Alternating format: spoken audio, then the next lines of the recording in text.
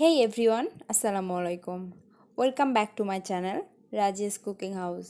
আশা করি সবাই ভালো আছেন। আজকে আমি সিম্পল একটা রেসিপি আপনাদের সাথে শেয়ার করব, আর তা হচ্ছে তরমুজের লাচ্ছি, যেটা খেলে মন প্রাণ সব ঠান্ডা হয়ে যাবে। এই ড্রিঙ্কসটা যেমন মজাদার তার সাথে সাথে অনেক স্বাস্থ্যকরও, আর তৈরি করতে সময় লাগে একদমই কম। আশা করছি আজকের ভিডিওটি আপনাদের কাছে অনেক ভালো লাগবে, আর ভালো লাগলে চ্যানেলটি সাবস্ক্রাইব করতে ভুলবেন না।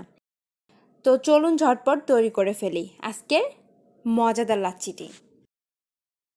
এর জন্য আমি নিয়েছি তরমুজ, আর নিয়েছি টক দই, আর সামান্য চিনি। সব কিছুই নিজেদের স্বাদ মতো নিয়ে নেবেন। এখন একটি পাত্রে সব কিছু একসাথে নিয়ে ভালো করে ব্লেন্ড করে নিব। আমি আজকে হ্যান্ড ব্লেন্ডার ইউজ করছি, আপনারা চাইলে ব্লেন্ডারেও করতে পারেন। এখন সব কিছু ভালো করে ব্লেন্ড করে নিচ্ছি। এ পর্যায়ে চাইলে স্বাদ মতো লবণ অ্যাড করতে পারেন। লবণ দিলে টেস্টটা অনেক বেড়ে যায়। এবার পরিবেশনের পালা।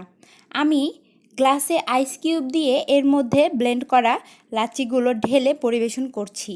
আপনারা আপনাদের পছন্দ মতো সাজিয়ে পরিবেশন করতে পারেন। দেখে খেতে ইচ্ছে করছে, চলুন টেস্ট করে দেখি মজা কেমন হয়েছে। অনেক মজা হয়েছে, তাই না?